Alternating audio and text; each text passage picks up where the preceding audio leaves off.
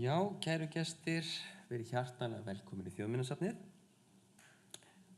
Við erum að hefja hérna hádegisfyrirlestur sem í tilefni af sýningunni sem búin að vera hjá okkur Heimsins Hnoss.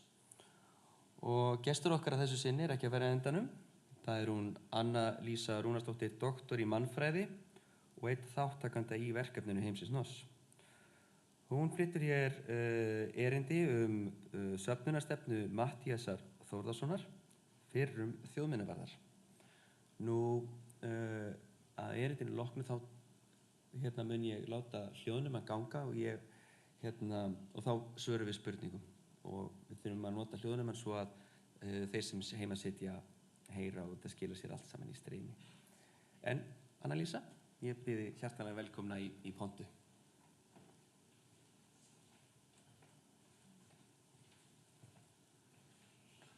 Já, takk fyrir það.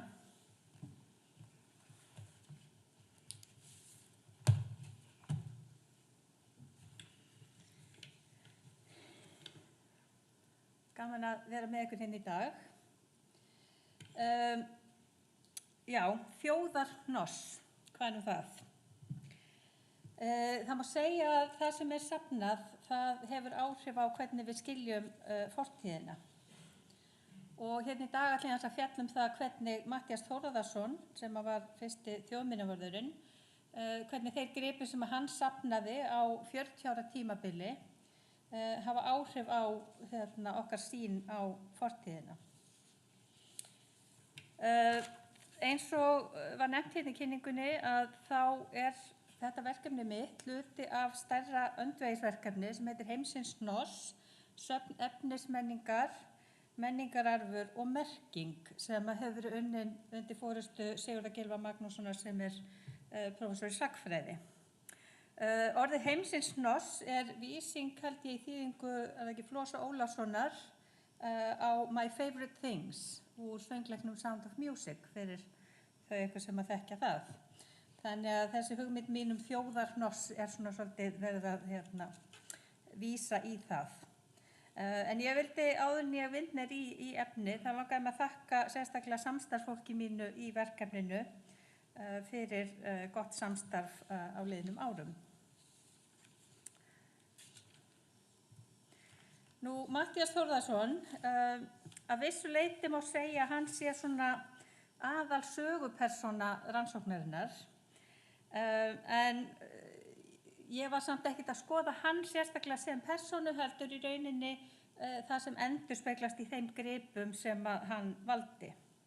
Mér var samt rétt að minnast á nokkur atriði. Hann var sem sagt fyrsti þjóðminjavörðurinn. Það voru sett lög fornminjar á Íslandi 1907 og hann byrjaði 1908 og var til 1947 hérna á safninu.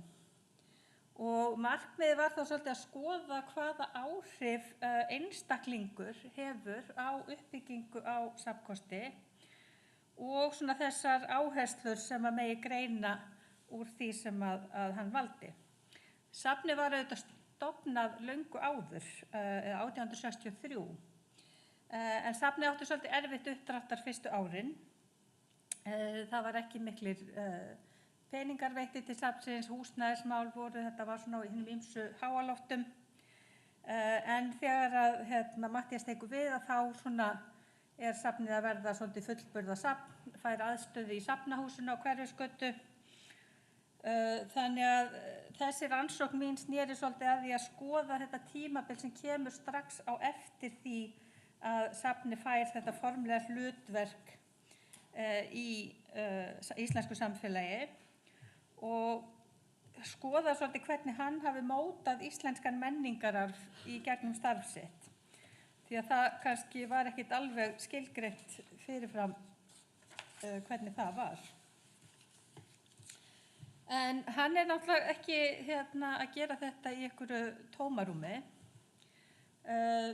Það má segja að það var ákveðin svona gerjun á þessum tíma, bæði svona hugmyndir íslenska þjóð, en líka bara svona í víðara samhengi í Evrópu.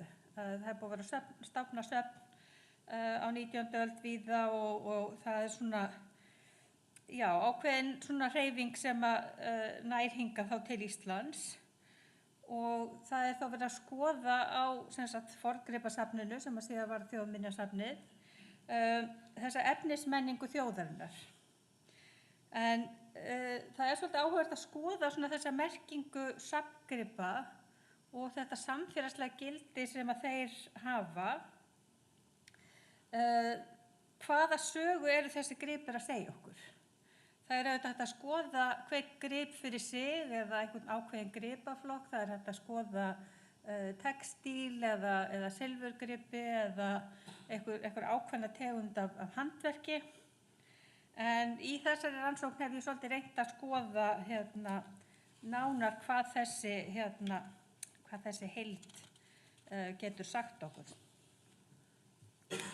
En hverju var hann eiginlega að safna? Í verkefninu þá fórum við í gegnum þennan safnkost og reyndum að flokka þetta svona niður í rauninni eftir þeim skilgreiningum sem koma fram í lagatextanum sem Matthías hafði nú einhverja hönd í að útbúa.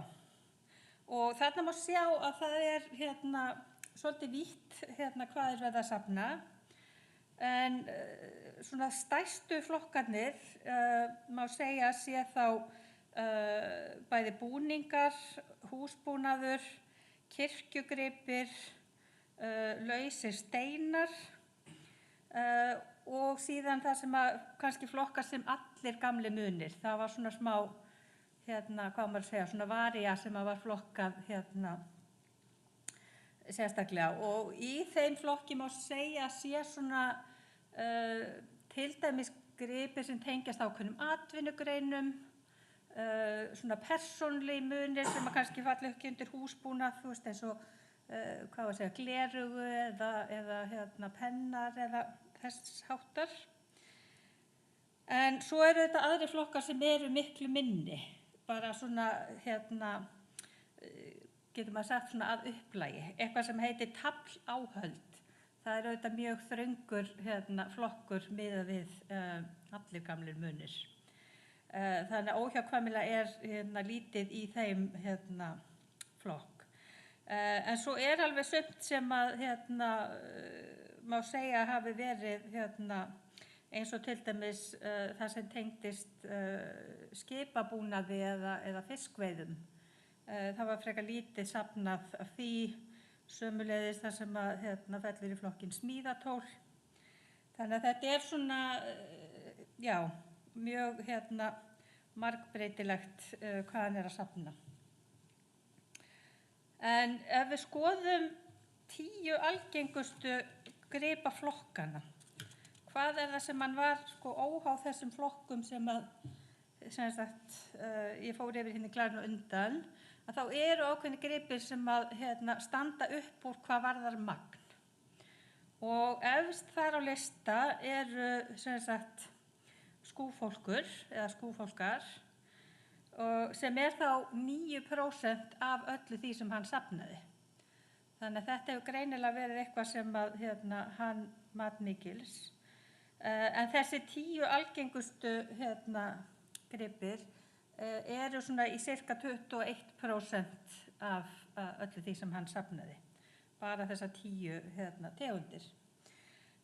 Og þarna má sjá, úr þessu í rauninni dreg ég svolítið heitið á erindinu í dag með skúfólkana, brýnin og snældusnúðana sem eru þarna á þessum lista.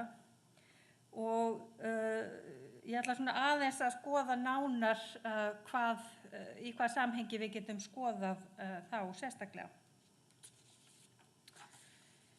En hvaða sögur geta skúfólkar sagt okkur? Það nú þannig að mér finnst efnismenning alltaf svo skemmtileg að ég ákvað að koma með smá efnismenningu með mér.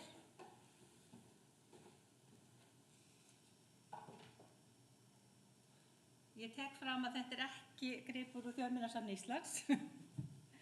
Þetta í verkefninu Heimsins Hnoss hefur líka svolítið verið fjallað uppskriftir dánarbúa og í rauninni þessi gripur hérna, þessi skotthúa úr dánarbúi langammu minnar, Maríu, og þetta varðveitt heima hjá mér.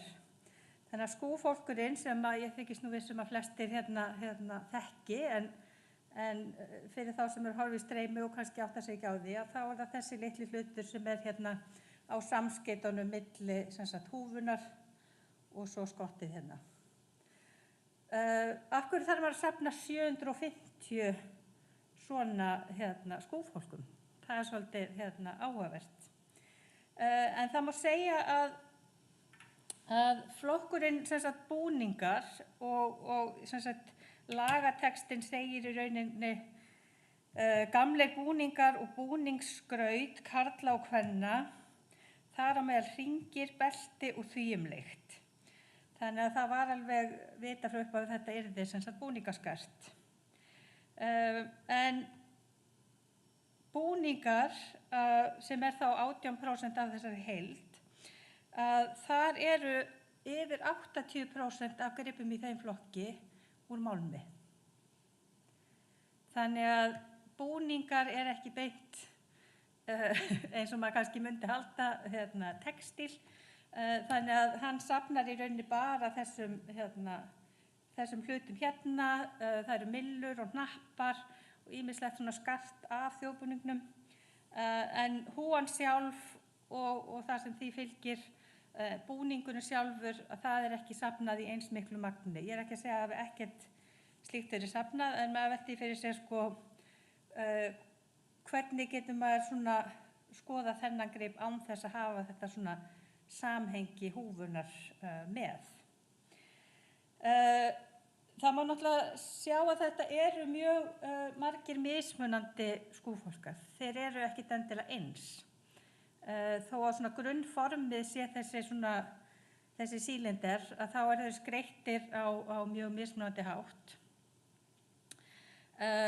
Og í þessum skráningafærslum sem fylgja með skúfólkunum, þá lýsir hann mjög nákvæmlega skrautinu og þessu handverki. Þannig að þá veltum við fyrir sér, hann að safna þessu til að sýna fjölbreytnina í handverkinu. Í aðfangabók má sjá að mjög mikið af þessum skúfólkum að koma inn frá ákveðnum héruðum svona í svona hópum. Að það að koma mjög margir inn í einu og má sjá fyrir sér að hann hafi farið á einhvern ákveðin stað og safnað þar skúfólkum. Þetta hefur vantilega verið á þeim tíma sem að konur eru kannski að hætta að ganga með skotthúfur og það var kannski ákveðið framboð af þessum gripum. En það sem að má svona til að setja þetta í samhengi við safnkostinn, þá það ekki bara búningasilfur sem að hefur skipt máli, heldur hann töluvert að safna svona ýmsu fallegu handverki. Silfursmíði, skrautgripum, ýmis konar kirkjugripir eru líka eitthvað sem áberandi, og þar í rauninni þessi svona, þessi tilhneiging hans til að setja alltaf, eða velja alltaf inn gripi sem eru skreyttir á einhvern hátt. Þannig að þegar ég tala svona að hann hafi valið fallegustu gripina, að það einhvers konar útskurður eða grafið á það eða bróderað, einhvers konar svona skraut umfram svona hagnýtt notagildi. Og þetta nær alveg líka yfir til þess sem að svona má teljast vera húsbúnaður. Þannig að þetta svona þema sem að má sjá í gegnum marga af flokkunum, að það ekkert mikið verið að safna þessum hversdagslegu hlutum, heldur leggja áherslu á vandað og fallegt handverk. Það má sjá þarna þessa fallegu spæni og askinn, og svo fleiri flotta gripi, meðal annars horn sem voru á sýningu í Bógasal fyrir nokkrum árum. En hvað í rauninni segir þetta viðhorf hans eða viðhorf þessa tíma? Hvaða sögu val hans að segja okkur þjóðina? Þetta auðvitað sýnir hvað hann hefur metið að hafi eitthvað svona gildi til þess að safna því og varðveita það til framtíðar. Að þetta ákveðin hlið á íslensku samfélagi sem að honum fannst rétt að lyfta fram og tryggja að væri varðveitt. En það ekki bara skúfálkar, heldur það líka brýni sem í þessum topp 10 lista, og með brýni og brýnisbrot þá þetta svona í kringum 200 sem hafa varðveist, sem auðvitað töluvert munur miðað við 750 skúfálka. En hvaða sögur brýnir að segja okkur? Þegar ég fór í gegnum gögnin, bara hverju eina færslu í sarpi sem lýsti gripunum sem hann safnaði, að þá var alltaf að koma aftur og aftur þessi brýni. Og ég hugsaði mér, hvað svona spennandi við þessi brýni? Þú veist, ætlaði hann að fara að gera eitthvað svona rannsókn á þessari gripategund, eitthvað svona þróun yfir tíma, þú veist, hvað það sem svona áhugavert við brýni? En þegar maður fer að skoða þetta nánar, að þá kemur í ljós að öll þessi brýni sem varðveitt frá hans tíma jarðfundni gripir. Þannig að þetta kemur úr einhvers konar fornleifafræðilegu samhengi, þar sem verið að safna annaðhvort í tengslum við fornleifarannsókn eða við framkvæmdir þegar að vera að grafa á einhverjum bæ fyrir kannski nýri byggingu eða eitthvað svoleiðis, eða lausafundir sem að bændur eða eitthvað fundi jörðu og komið til hans. Þannig að þetta sýnir okkur þessa áherslu hans á að safninu bæri að taka við öllu því sem að væru jarðfundni gripir. Fyrir utan má auðvitað nefna að gripir úr steini varðveitast vel, umfram til dæmis textíl og aðra svona lífræna gripi. Þannig að en það má sjá að fyrir utan brýnin sem að voru, eins og sagði í þessum lista yfir algengustu gripina, þá eru líka aðrir gripir úr steini. Og ef við vísum aftur bara í þennan lagatexta, þá þar verið að horfa sérstaklega á lausa steina sem mannaverk eru á, svo sem steinar með fangamörkum eða öðrum áletrunum eða myndum. Þannig að það sem hann hefur verið sérstaklega að skoða eða að velja að safna þá þessi gripir sem eru með áletrunum á einhvern hátt. En mikið af þeim aftur fundið í þessu fornleifafræðilega samhengi. Þannig að við sjáum að hann með þessa áherslu á fagurfræðina og síðan áherslu á fornleifafræði sem í rauninni að byggja þá upp á hver rannsóknargögn fyrir safnið. En hvað með snældusnúða? Hvaða sögur segja þeir okkur? Í flokknum hannyrðir, þar var verið að safna bæði gömlum dúkum, ofnum eða saumuðum, ábreiðum, bönd og alls konar forn vefnaður og hannyrðir, forni vefstólar eða partar af þeim og öll forn áhöld til hannyrða hafa verið höfð eða vefnaðar. Og þar auðvitað snældusnúðarnir hafa væntanlega varðveist betur og eitthvað af þeim eru úr svona fornleifafræðilegu samhengi. En ef við horfum á flokkinn í heild hannyrðir, þar hlutfallið af gripum og textíl miklu hærra. Þar alveg 50% textíl að vísu ekki svona skottúr, heldur meira ábreiður og sessur, söðuláklæði, dúkar og annað slíkt. Og þá ekki í rauninni talið inn í þessum flokki textílar sem fjallu undir sem sagt, kirkjugripi. En þar sést miklu meiri breidd í því sem að hann var að safna.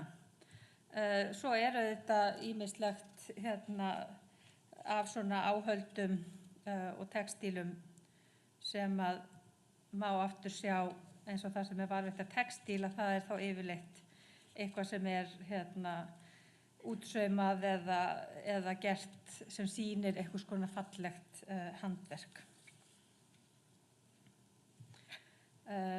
Og eins og ég nefndi með kirkjuklæði og annað slíkt.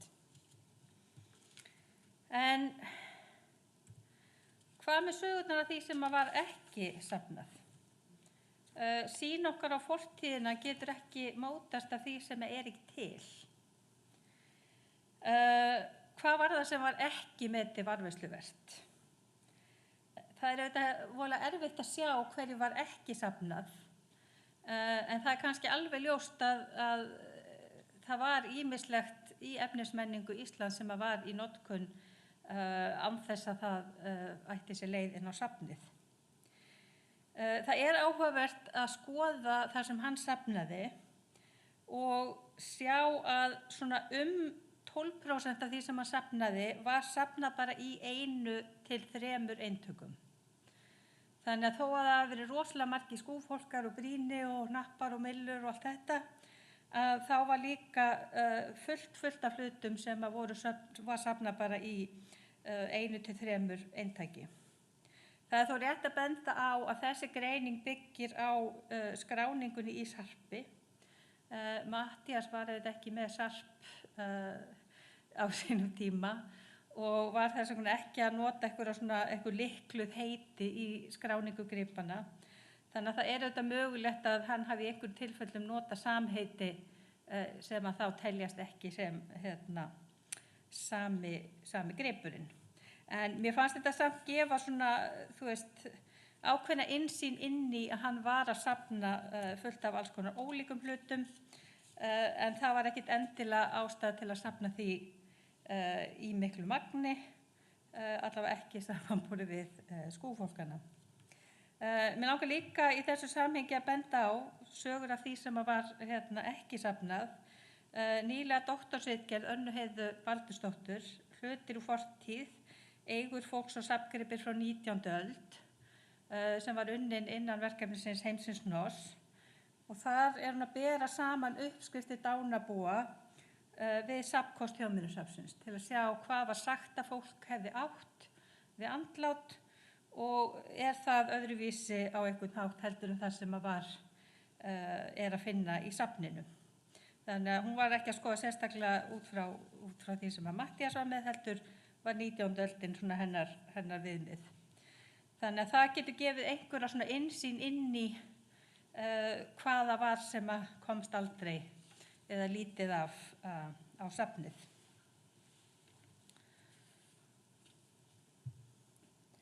En hvað þá þjóðarhnoss?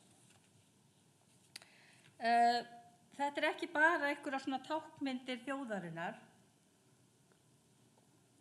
eins og skjaldarmerkið eða fáninn eða gripir sem hafa einhverja beina tilvísun í þjóðríkið Ísland.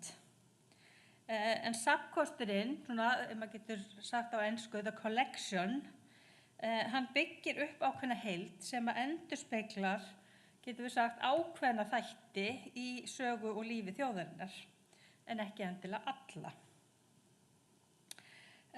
Þannig að við sjáum að hann hefur lagt áherslu á þessa fallegu gripi á jarðfundi sem rannsóknargögn og síðan búninga og hannyrðir. Það alveg 1/4 af því sem hann safnaði, þó að málmgripir þar hafi verið í meiri hluta. En maður getur líka velt fyrir sér ákveðnum svona kynjavingli. Það sem til af búningaskarti auðvitað langmest eitthvað sem tilheyrir búningum kvenna. En á sama tíma þetta handverk karla. Úttekt Þórs Magnússonar á silfursmiðum sem var gefin út í bók á Þjóðminjasafninu fyrir nokkrum árum sýnir að langflestir silfursmiðir voru karlmenn. En hvað þýðir það þá að þurfa að velja og hafna? Og af hverju erum við að safna þessum hlutum fyrir þjóðminjasafn? Það svona svolítið verið að taka fortíðina í þjónustu samtímans og skapa einhverja hugmyndir hvað það var sem fortíðin var. Og í tilfelli Matthíasar þá var honum sem í rauninni einstaklingi veitt ákveð umboð til að móta orðræðuna fortíðina, hvað minjar varðar. Og með því að velja og hafna þá ákveðnum tegundum af gripum, ákveðnum heimildum fortíðina haldið til haga og haldið á lofti, en aðrar tegundir fá enga athygli og falla því frekar í gleymsku. En hver þá tilgangurinn fyrir íslenska þjóð? Niðurstöður mínar gefa til kynna að hann hafi tekið þátt í ákveðnu svona orðræðu á þessum tíma að skapa ímynd fyrir þjóðina, hver við værum og hvaðan við komum, og hafa þannig áhrif á stöðu Íslendinga í samfélagi þjóðanna. Að við værum í rauninni þjóð meðal þjóða, við værum ekki bara einhver jaðarsett eyja út í Ballarhafi. En hver svona arfleið Matthíasar? Hann safnaði 8.500 gripum á þessum 40 árum og þeir eru þá meðal þeirra 300.000 sem metið að sé í safninu í dag. Á grunnsýningunni sem má sjá hérna í þessu húsi, að þá tæplega þriðjungur af þeim gripum sem eru til sýnis, þeim var safnað á árunum 1908 til 1947. Þannig að þó að þessir 8.500 gripir séu kannski ekki stórt hlutfall af þessum 300.000 gripum, að þá stór hluti af því sem miðlað til almennings eitthvað sem kemur frá hans sýn á fortíðina. Á þessum tíma, þegar hann að koma þarna í byrjun 20. aldar, þá hefur auðvitað verið mikil umræða svona stöðu Íslands, sjálfstæðisbaráttan, að reyna að koma Íslandi svona einhvern veginn í aðra stöðu heldur en að vera svona hjálenda Danmerkur. Þessi svona hugmynd Ísland á jaðrinum, það má segja að þetta hnattlíkan sem nú í pínu uppáhaldi hjá mér, sýnir svolítið aðra stöðu Íslands, þar sem að heimurinn kemur upp og tengist kannski í gegnum ákveðin svona naflastreng við miðju Íslands. En eins og við vitum auðvitað þá hefur Ísland stundum verið talið nafli alheimsins og mér finnst þetta hnattlíkan svolítið endurspegla það.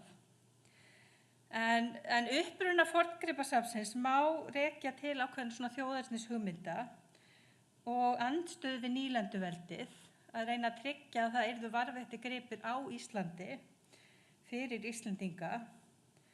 En Matthías vildi samt byggja upp ákveðna ímynd að mínu mati sem væri í takt við ímynd annarra Evrópuþjóða, þar sem að væri ákveðið listfengi og svona færni til að taka þátt í siðmenntuðu samfélagi. Eins og við segjum oft, eða oft talað í fjölmiðlum, þær þjóðir sem við viljum bera okkur saman við. Við viljum ekkert bera okkur saman við allar þjóðir, en við viljum undirstrika sérstaklega hvað við eigum sameiginlegt með ákveðnum þjóðum. En það má líka velta fyrir sér tímanum í tengslum við efnismenningu safnsins. Fortíðin auðvitað þegar hluturinn búinn til og þegar hann notaður. Og þegar að gestir mæta á söfn þá þeir oft svona að upplifa kannski ákveðna tengingu við þann tíma. Þó að þegar sagt að fólk fari aftur í tíman við heimsókn ákveðin söfn, að þá búa söfn fæst yfir þeim tækjabúnaði sem þarf til að ferðast í gegnum tíman. Síðan það auðvitað nútíminn sem þá sem sagt okkar samtími, þar sem að gripin eru komnir í safn og eru túlkaðir í ákveðinni miðlun í sýningum. En mér langaði einnig að benda á það sem við getum kallað svona söfnunartíminn. Þegar hluturinn valinn inn í safnið. Og þetta á 40 ára tímabili, þetta gerist ekkert eitthvað allt í einu, heldur þetta svona sem gerist smátt og smátt yfir, eins og í tilfelli Þjóðminjasafnsins þá búið að vera safnað í 160 ár. Á hvaða forsendum verið að velja gripi inn í safnið og hvaða tilgangi á þessi safngripir að þjóna. Og þar í rauninni þetta áhrif sem valið hefur og má segja að þetta sé ákveðna svona hugmyndir frá þessari baráttu við svona nýlendustefnuna og svona þær hugmyndir sem að safnkostun átti að standa fyrir sem að svona heldur áfram að hafa áhrif. En hugmyndirnar sem að hans val, þetta ekki bara hans svona persónulega skoðun, heldur held ég að þetta sé líka svolítið svona þessi tíðarandi á þeim þannig í upphafi 20. aldar og svona fyrir hluta 20. aldar. En það má segja að við tökum nú aftur þessa skottúu langömmu Maríu, að þá auðvitað það að hafa skúfhólkin, það auðvitað bara lítið brot af sögunni. Mér finnst skemmtilegt að hafa húfuna með. Mér finnst það gefa ákveðið samhengi. Það vantar auðvitað búningin allan sjálfan. Hann í kassa heima hjá mér. En það sem ég vildi benda á svona með þessu að við erum í raun alltaf bara með einhvern ákveðin hluta. Hvort sem að það akkurat þessi skúfólkur, húfan, allur búningurinn. Við munum ekki ná einhverju heildarsýn yfir fortíðina og við erum alltaf að horfa í gegnum ákveðin svona, getur maður sagt, gleraugu sem mótast af því vali sem að hefur verið framkvæmt ár eftir ár í safninu. En hérna upp í bóðsalnum núna sýning, eins og nefnt var í upphafi, Heimsins Hnoss, lúinn kistill, silfurskeið og nærbuxur með gati.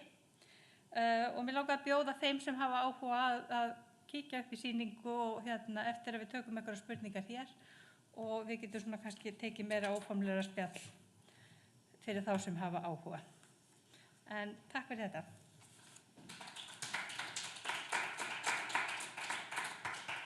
Já, þá eins og ég lofaði komið að tækifæri til þess að koma með spurningar. Einhver sem vill byrja? Já. Takk fyrir. Davíð Ólafsson heiti ég. Þú nefndir ákveðið hlutfall af gripum í grunnsýningunni sem eru komnar úr frá þeim tíma sem að Matthías safnaði.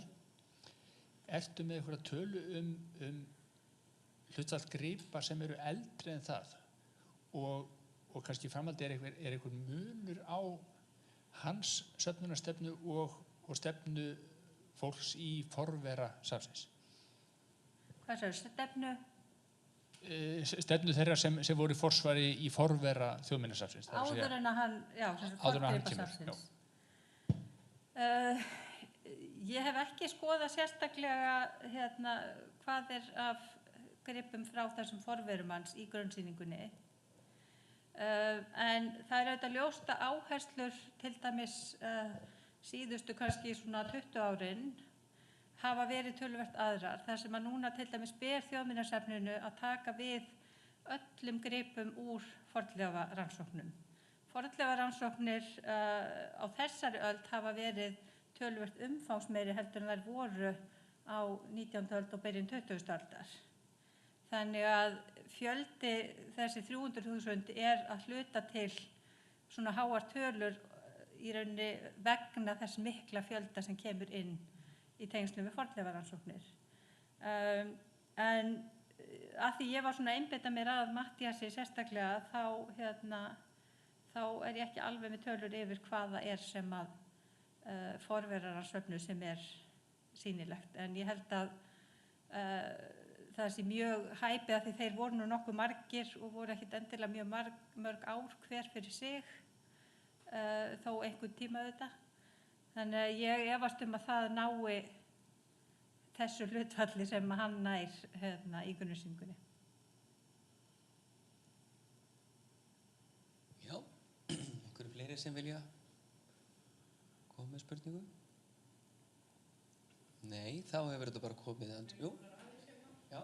Þetta náttúrulega efni í svo stórt sinnæri, ég ekki að segja meira. Þetta var ekki að fara fyrir alla landsmenn.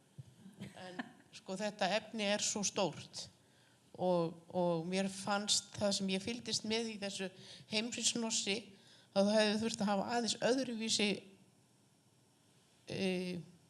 öðruvísi efnistök vegna þess að það svo skrítið að taka bara Matthías út.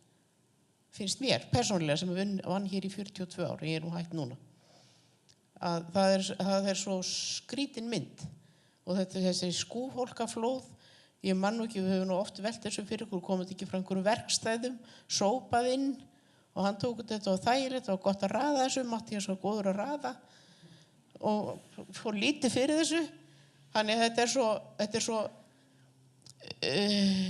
hvað maður að segja, maður þarf að setja svo þykk gleru á sig til þess að skilja samhengið. En við skulum bara hafa sérstakt seminarium þetta, Já. held ég. Nei, það alveg rétt að það að velja eitthvað svona einn einstakling út úr náttúrulega bara ákveðin nálgun sem að ég valdi fyrir þetta verkefni. Í Heimsins-Hnoss náttúrulega mörg önnur verkefni sem að skoða mismunandi hliðar. Ekki bara í tengslum við safnkost Þjóðminjasafnsins, heldur líka það sem tengist þessum uppskriftum dánarbúa. Þannig að það svona verið að nálgast þetta úr ýmsum áttum og tefla þessu saman í svona einu stóru verkefni. En það sem að mér fannst svona áhugavert til að þrengja þetta eitthvað, því að það hefði verið of umfangsmikið að taka öll, rúmlega 150 ár og greina það niður. Þannig að mér fannst þessi tímapunktur þegar að safni verður formlega svona ríkisstofnun sem að í rauninni fær þá ákveðin fjárlög og formlegt lagalegt hlutverk. Þar sem ríkið búin að segja við ætlum að skipta okkur að menningararfinum. Við ætlum að hafa eitthvað það að segja hvað telst merkilegt og hvað ekki.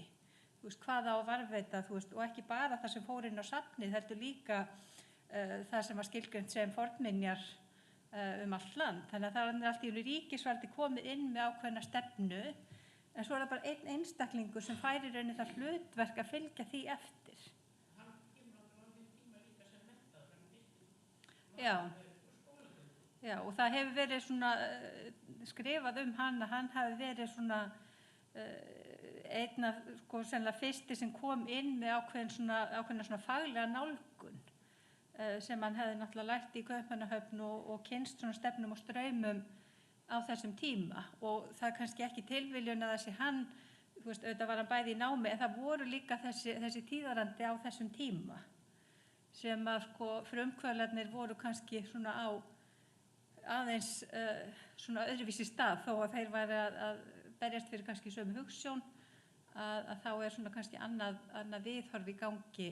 Það hefði verið gaman að skoða svolítið þegar Davíð byrtað upp og hvaða brautir lögðu frumherjarnir sem Matthías Matthías fylgdi svo eftir.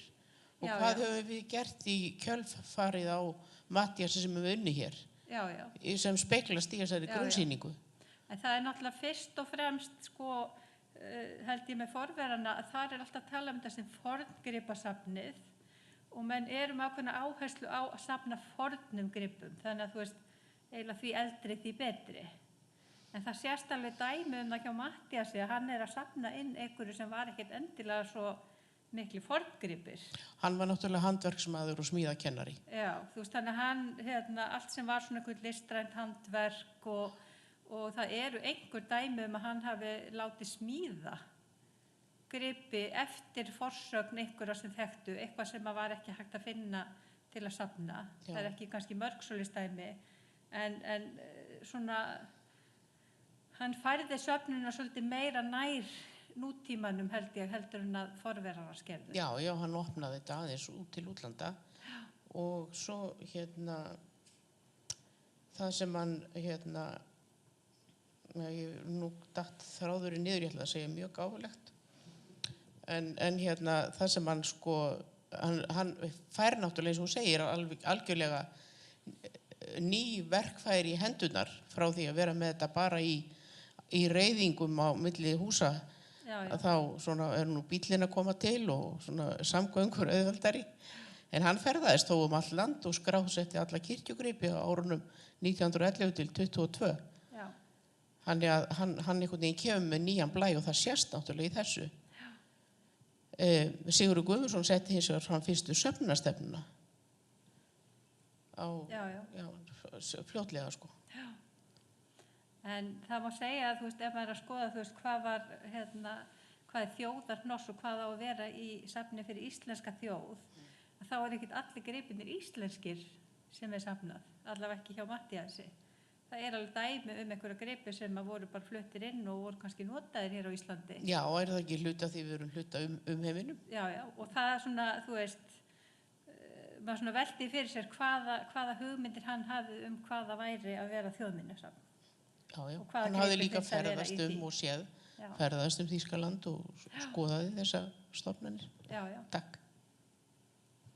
Það hafi verið svolítið svona heimsborgari og fagurkeri í grunninn, sko. Fleiri spurningar? Nei, þá ætla ég bara, já, fyrirgefðu. Takk fyrir fyrirlesturinn. Mér finnst bara svona áhugavert með sko söfnunars Matthíasar og hugmyndin af þjóð, hvað hugmyndin þjóð er rauninni búin að breytast síðan í byrjun 20. aldar. Þarna safnar hann svona fallegum handverksgripum, en svo í dag þá erum við kannski meira lítið til fjölbreyttari hópa, við erum að taka jaðarhópa inn í söfnunarstefnur, hversdagsgripi, samtímagripi, tækniminjar sem er kannski ekki alveg á hans áhugasviði. Þannig að mér finnst svona, það að taka Matthías út fyrir sviga finnst mér áhugavert hvað andstæðurnar eru eða hvernig söfnunin hefur breyst og hugmyndin þjóð. En kannski svona bara léttari spurning eða pæling. Gamlar fjallir úr húsum. Já. Er það fornleifafundir líka eða er það eitthvað svona áletranir á stafhurðum eða slíku? Ég held að þetta hafi verið bæði sem sagt, það sem var eins og Bjarnastaðarhlíðarfjallir eða eitthvað svona þesslegt, en stundum voru það kannski bara baðstofur sem voru teknar niður. Það er hérna í varðveislu, ég man ekki hvort það voru eitthvað frá tíma Matthíasar, en þessi flokkur er svolítið hugsaður á þeim forsendum, að þetta sé sem sagt einhverju húshlutar, þú veist, það getur verið vindskeið, þetta getur verið eitthvað svona partur. Er það baðstofan Já, hún er aðeins eftir á. En þessi svona hugmynd að hafa þennan flokk í, þú veist, það er ekki mikið, það er ekki stór flokkur, en það sýnir að það er ákveðin áhuga á að varðveita þennan þátt en svo er alltaf verið á þeim tíma að skilgreina ákveðna staði sem urðu hluta húsasafninu, þú veist, eins og Bænhúsa á Núpstað og fleiri staði sem var þá varðveitt í rauninni á þeim stað sem það var en ekki komið inn í í svona flatpakka og sett í hillu.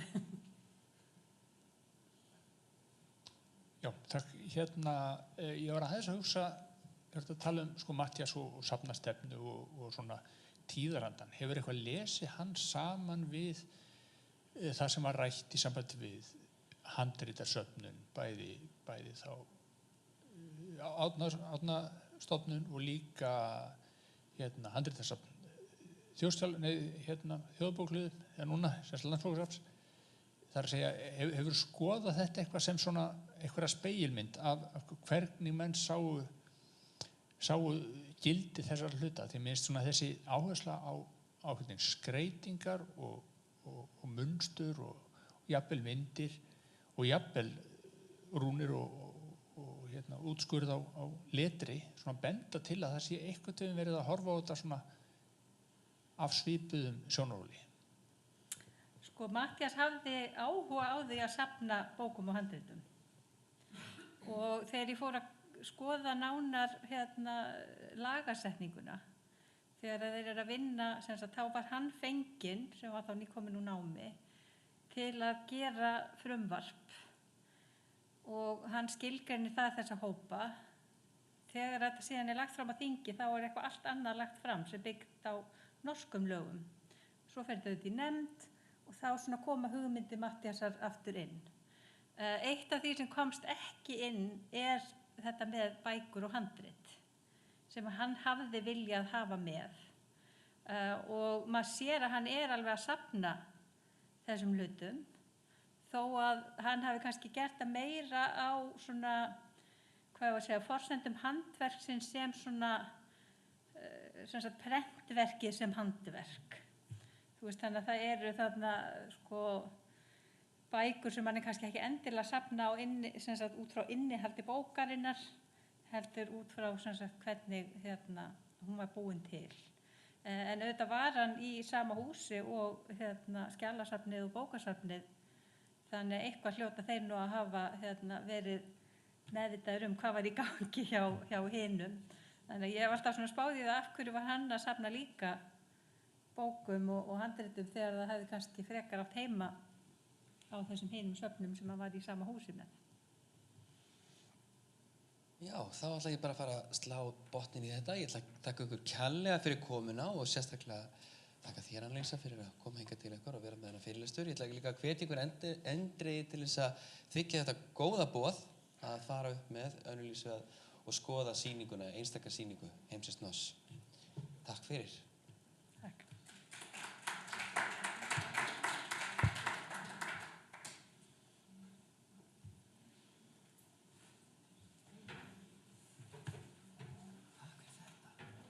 Það var lítið.